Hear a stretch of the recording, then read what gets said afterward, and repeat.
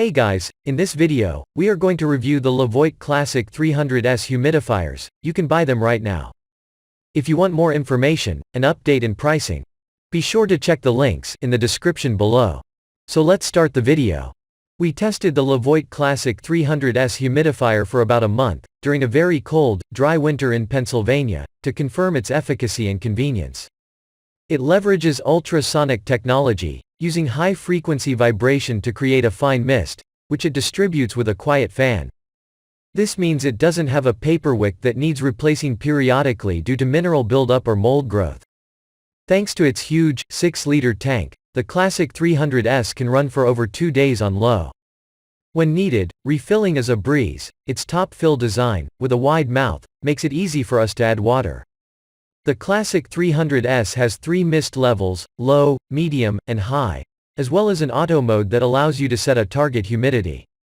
In auto mode, a built-in hygrometer will alert the unit to turn off once the air reaches 5% over that target.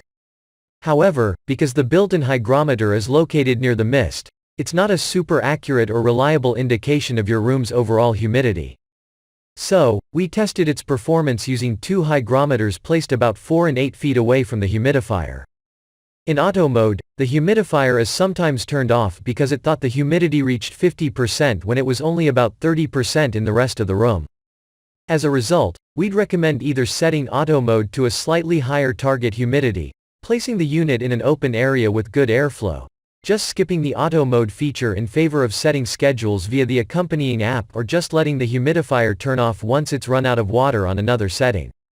About that app, we used it to set modes and timers and create schedules to turn the humidifier on and off. We could also view the current humidity and set up voice control through Alexa or Google Assistant.